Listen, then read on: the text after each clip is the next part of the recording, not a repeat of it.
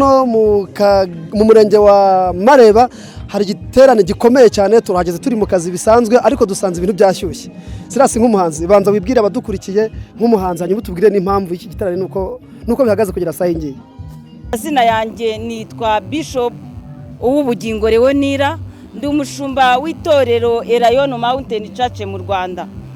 Aka kamwanya rero twari tuje hano mu giterane kivuga butumwa cya mwene data Sirasi nawe ndamusuhuje Imana imuha umugisha.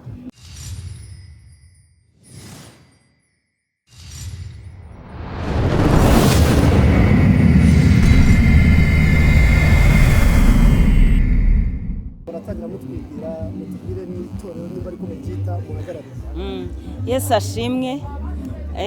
Ndanezerewe uyu munsi ku giterane cya mwene data Sirasi. Mwese ndabashuhuje nshuti zacu aho muri hose aha mu karere ka Bugesera mu gihugu cyacu cy'u Rwanda, abari mu mujyi wa Kigali ndabasuhuje mu izina rya Yesu, abari muri Belgique ndabasuhuje, abari muri Amerika ndabasuhuje, abari ku isi hose b'inshuti zacu ndabasuhuje. Imana ibaha umugisha. Nk'uko bisanzwe amazina yanjye nitwa Bishop Uwubugingo Leonira ndi umushumba w'itorero Elayono Mountain Church mu Rwanda. Aka kamwanya rero twari tuje hano mu giterane kivuga butumwa cya mwene data Sirasi nawe ndamusuhuje Imana imuha umugisha. Hanyuma iki giterane mwacyakiriye muti muri rusange? Iki giterane cyatunejeje cyane, ni igiterane cyiza cyane kirimo ivuga butumwa rikomeye ndetse rifasha umugenzi ugana mu gihugu cyo mu ijuru. Ni igiterane rero navuga ngo buri wese abahageze mwabibonye, hari abantu benshi cyane kandi bose banezerewe, nanjye ku ruhande rwanjye byanejeje. Birumvikana itorero muhagarariye ntabwo ari ADPR ariko mwaje gushyigikira umuhanzi wo muri ADPR. Ese abahanzi bo mu itorero ryanyu ntibashobora gutekereza yuko bo mutabashyigikiye bakaba bagira nk'ishyari? Twebwe itorero ryacu Elayono Mountain Church mu Rwanda ntago tugira icyo nakwita kuvuga ngo turizimba cyangwa turagarukira kwivuga butumwa ryo muri iryo torero gusa, ahubwo twebwe dushyigikira umuririmbyi uvuga ngo buri muntu mu itorero abo wejejwe muri ryo bisobanuke neza. Mu itorero iryo ari ryo ryose Kristo afitemo umugeni. Bivuga rero ngo ntago abahanzi bacu bo muri Elayono bagira icyo kibazo, kuko Sirasi mbere yuko ajya muri ADPR yabanjije kuba umukristo wacu wa Elayono, ariko twebwe twumva igihe cyose gukorana umurimo w'Imana n'andi matorero ari byo bizamura imbaraga, ari naho rwose ubutumwa bugenda neza. Hanyuma Bishop, biragaragara mwakoze urugendo runini muza ahangaha mu karere ka Bugesera nibyo gushyigikira uyu muhanzi, ariko se dushingiye no ku giterane uko cyagenze n'ibibwirizwa byahatangiye, nka Bishop nk'umuntu mukuru mu birebana n'iyobokamana urabona ari iki gikomeye bisigiye abatuye kuri aka gasozi? Ikintu cya mbere iki giterane gisize andukanye, harimo abasengera wenda muri idini n'abatarisengeramo, bigaragara yuko hari umusanzu igiterane nk'iki kiba cyatanze mu kurwanya zimwe mu ngeso mbi. Hari abagakwiye kuba bagiye kunywa inzoga cyangwa bari mu zindi ngeso, ariko mu by'ukuri bigaragara yuko baje ahangaha. Ni uwuhe musanzu mwumva nk'amadini mugomba kongeramo kugira ngo ibi byaha bikorwa bitandukanye, guhohoterwa mu ngo, amakimbirane bibashe kuranduka ariko amadini abigizemo uruhare muri ubu buryo? Twebwe n'ubundi mu ntego yacu ni ukwigisha abantu kwakira agakiza no kureka ibyaha.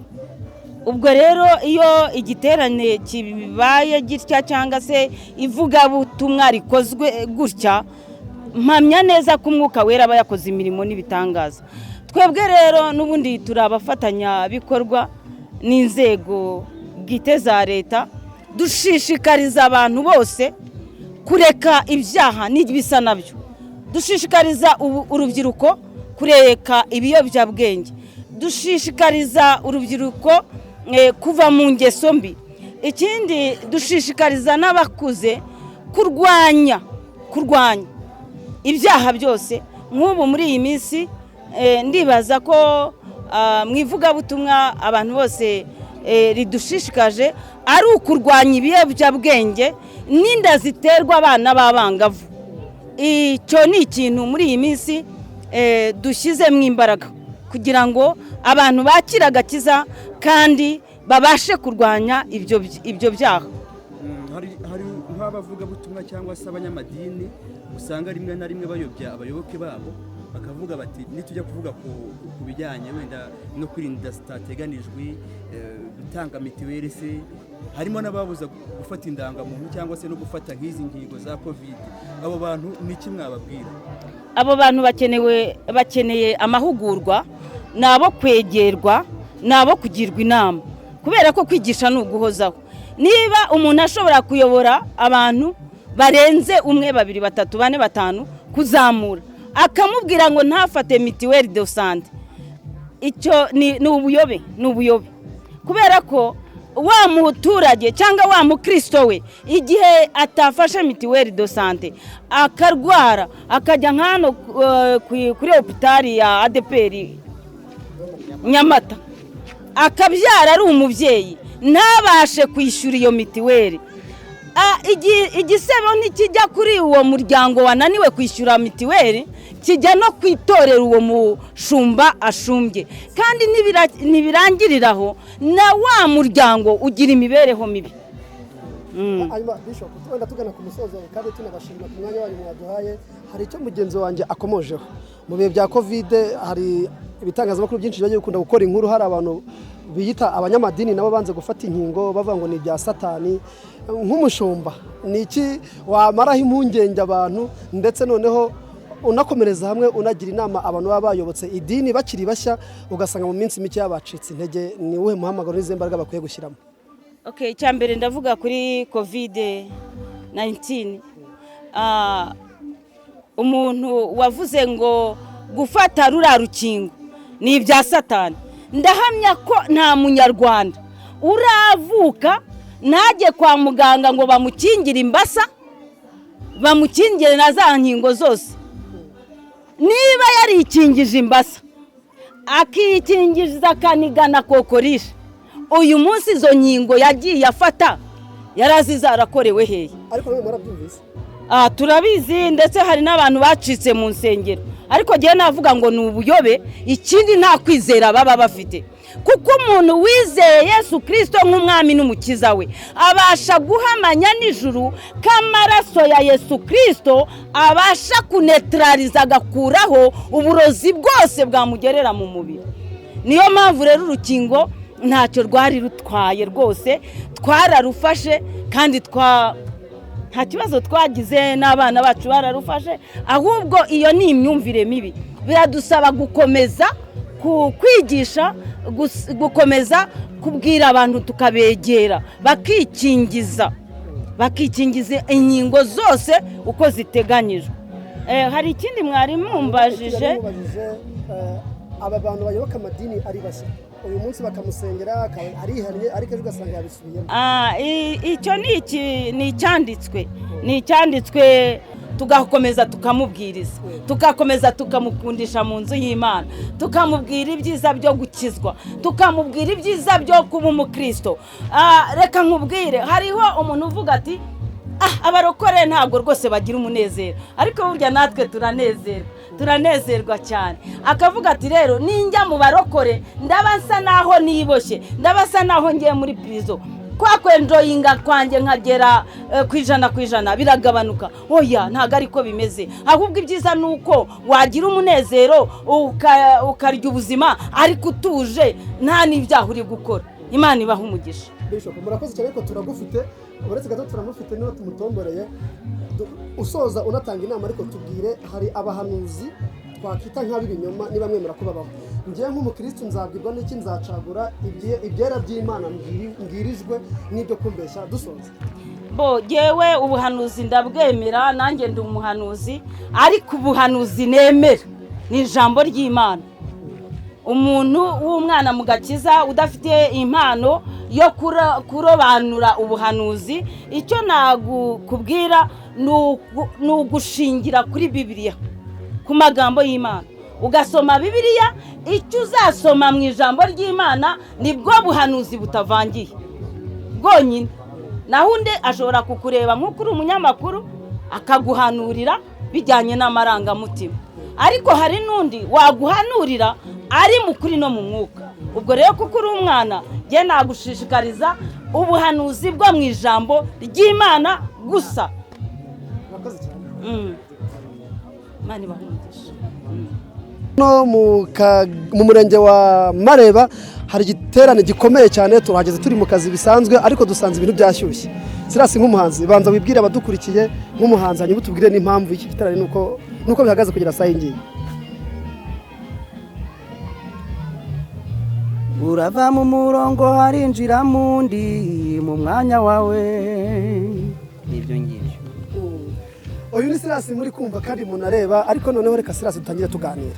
Silas waje hano kuronshinga, nimba ariko nabyita indirimbo zawe zose, ariko nabonye abantu bakwishimiye. Kubera icyo wahisemo kuza aha ngaha? Impamvu nahisemo kuza aha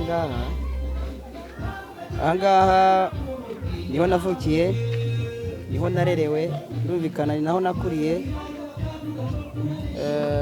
hanyuma ni naho nakiririye agakiza, ni naho nabatirijwe, niho nakuriye haba mu buryo bw'umubiri ndetse no mu buryo bw'umwuka.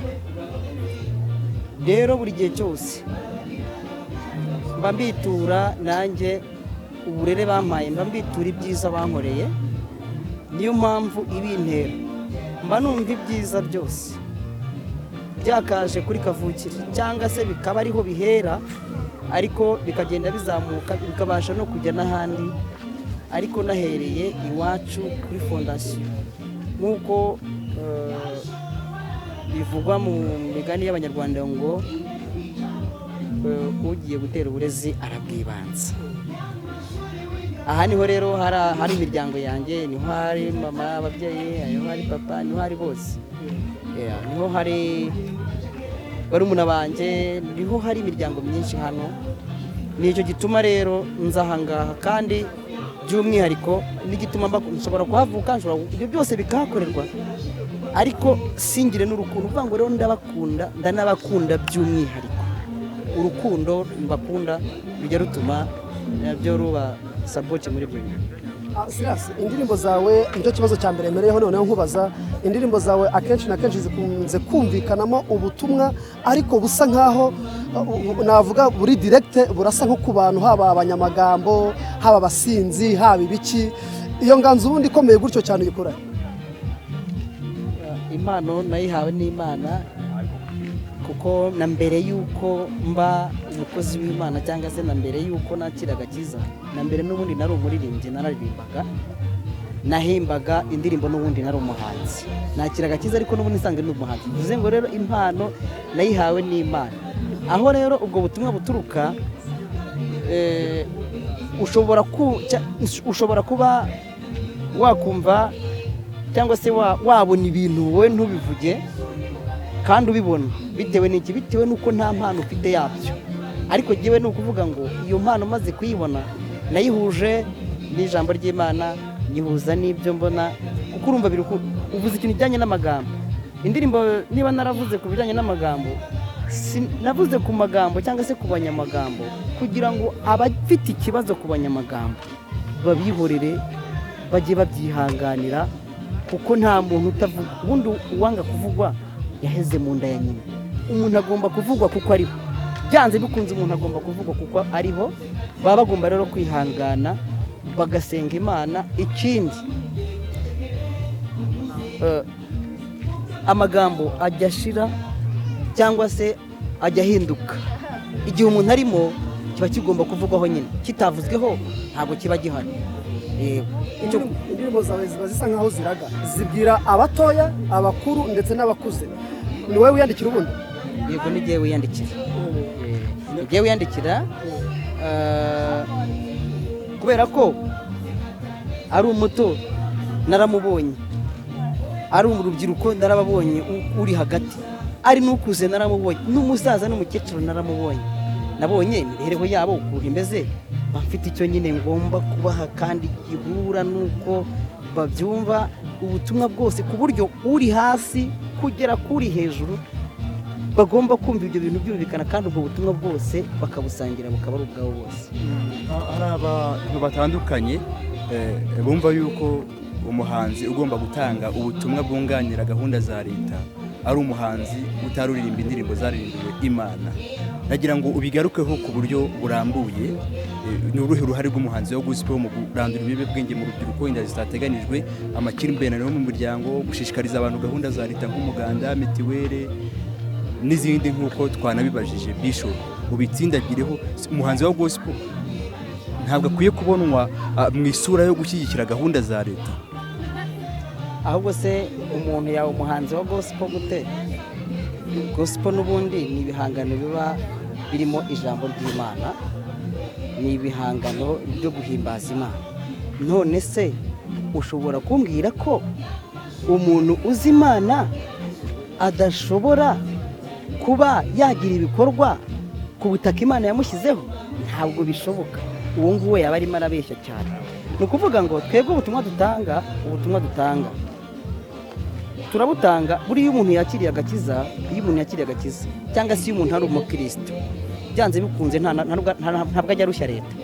Nicyo biba bisobanuye. Ubundi abagomba kumvira, abagomba kubaha, kandi abagomba gushyira mu bikorwa idasabwa n'ubuyobozi byanze bikunze, kuko muri ubwo buyobozi ni mwari kandi na Yesu yavanga ibya Kayizari muhe Kayizari n'iby'Imana muhe Imana, burya yari amaze kugikemura. Silas, kuva watangira umwuga wawe ufite indirimbo zingahe? Ese niyo ndirimbo yawe ukunda cyane kurenza izindi nubwo zose ari zawe? Ubu ngubu mfite indirimbo 35 nizo maze kugeraho, nizo maze kugeraho mu gusohora, mu kuzishyira muri studio. Ariko mfite ibihangano byinshi cyane, mbabwiye umubare mwagira ubwoba. Ahubwo warumbajije ngo niyo ndirimbo ukunda cyane? Indirimbo nkunda cyane kurusha izindi. Indirimbo zose ndazikunda, ariko hari indirimbo njya nkunda n'ubu ngubu njya nzirikana, yitwa Ejo. Indirimbo ejo hazaza nta muntu wahamenya. Agomba kubaho neza uyu munsi, agomba kubana neza n'abandi uyu munsi, agomba kubaha Imana uyu munsi, agomba kubaha ubuyobozi uyu munsi, agomba kuba muzima uyu munsi, kuko ejo atazi ko bimeze gute. Uko bimeze ejo ntawahamenya. Rero kuko umuntu ahamenya ahageze. Iyo wabanye n'abantu nabi uyu munsi, ejo ushobora kubakenera ukababura. Ni ibintu byinshi navuga, nabivugaho byinshi. Wikomozaga hose cyangwa wakomozaga? Ntago nikomozaho, nta nabo nkomozaho, ahubwo ubutumwa mbonye nkwiriye kuvuga ndabuvuga.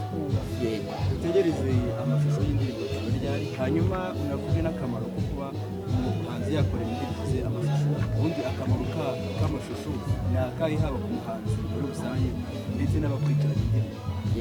Akamaro k'amashusho bituma n'abantu bari hirya babasha kumenya isura y'umuntu waririmbye bwa butumwa, cyangwa se waririmbye cya gihangano. Kuko hari igihe abantu bagenda bishushanya biyoberanya, bakagenda hariya bakiyitirira ibihangano by'abantu. Ariko iyo umuntu yakoze amashusho, nta muntu ushobora kugenda abeshya ngo iki gihangano ni icyanjye. Bashobora guhita wenda bamunyomoza. Ni urugero. Ikindi iriya sura ihoraho, ririya jwi rihoraho. Ni byiza rero gukora amashusho. Icyo nabivugaho ni ibyo ngibyo, ni byinshi, ariko ibyo navugaho ni ikibazo cyanjye nabaza cyane. Weretswe urukundo rudasanzwe hano muri karitsiye z'iwanyu. Ubundi bajyaga bakunda kuvuga ngo nta muhanuzi wabo, ariko ndakeka muba wagenze hose hano iwanyu weretswe urukundo rudasanzwe, kandi nanjye narubonye. Warubyiteze? Niba warubyiteze cyangwa utarubyiteze wabyakiriye? Nari mbyiteze kubera ko n'ubundi nsanzwe mbizi ko bankunda. Niho narerewe. Urukundo bampaye ndi umwana ndaruzi, kugera nkuze, kugera nganye uko nguko mumbona. Urukundo bangaragarije nararubonye, ndabizi rero ko bankunda, nanjye rero ndabakunda. Ntabwo nari kugira umutima wo kubakunda nanjye batankunda. rero nicyo gituma ibyo byose bikorwa. Nari mbyiteze rero. Icyo abanyarwanda n'isi muri rusange dusoza. Icyo nabwira abanyarwanda muri rusange nashingira nashingira no ku byo mwambajije, mvuga nti bakorera Imana, bamenye ijambo ry'Imana, kuko iyo bamenye ijambo ry'Imana, iyo bamenye Imana n'ibindi byose biraza. Kamweze kuri radio kuri televiziyo uretse kuvuga.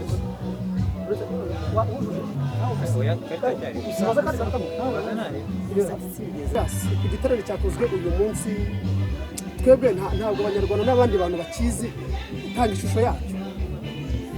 Ishusho yacyo iki giterane cyabaye cyari cyo kugira ngo nshyigikirwe, n'intego yacyo kwari ukugira ngo ndonshinge indirimbo nshyashya, hanyuma nterwe n'inkunga yo kugira ngo ntangire no gukora amashusho, kuko sindakora ishusho n'umunsi umwe, nta shusho n'imwe ndakora. Ubu niyo gahunda yari ihari. Mwayibonye rero ko byakozwe neza. Ubutaha buriya murajya kubona mubone amashusho yatambutse, muzatangira kuyabona ari uko yarangiye gukorwa. Kuko ubu ngubu ubahaye kingana gute? Ndateganya ko nibura mu mezi abiri bazaba batangiye kubona amashusho y'indirimbo zanjye amwe n'amwe, kuko iminsi igenda yicuma bazagenda bayabona. Nyuma y'amezi abiri bazatangira kubona. Hari umwe mu bantu batanze ubuhamya waba warasuye muri gereza, ndetse bigaragara ko hari imbuto nziza weze na gihe cyose, ndetse no mu nkunga watewe hari n'abakugabirwa inka. Ibi no kugabirwa inka no kuba warasuye abantu wari ugiteze. Kugabirwa inka ntabwo nari mbizi, nicyo cya kindi nababwiye ngo ugire neza uyu munsi, kuko iyo umuntu agize neza uyu munsi, ineza ayisanga imbere. Ni ukuvuga ngo ntabwo nari nzi ko ziriya nka bari buzimpe, ntabwo nari nzi ko biriya bikorwa bari bukore, ntabwo nari nzi ikintu biriya bintu byakozwe nanjye byantunguye. Rero igikorwa nakoze cyo kujya nsura abantu bo muri gereza nkababwiriza ubutumwa cyabaye cyiza, kuko hari naho ngiye navugaga ubutumwa muri gereza n'abantu bari baranze kwemera ibyaha, mu kumva ijambo ry'Imana na bwa butumwa ibyaha bakabyemera. Noneho ni ukuvuga ngo mba ndi no gufasha leta, kuko hari ababa barananiye inkiko byarayoberanye, ariko najya muri gereza nkavuga ubutumwa abantu bakihana imbere y'Imana. Bamara kwihana imbere y'Imana bagasanga n'abandi bavuga ngo nta cyaha twakoze, bagahita bavuga bati rwose burya nubwo twari twarabananiye ibyaha twarabikoze, twagiriye n'aba bantu, twaribye, twakoze ibintu n'ibi ku buryo butandukanye. Cya cyaha bamvuzeho naragikoze koko, yari yarananiye.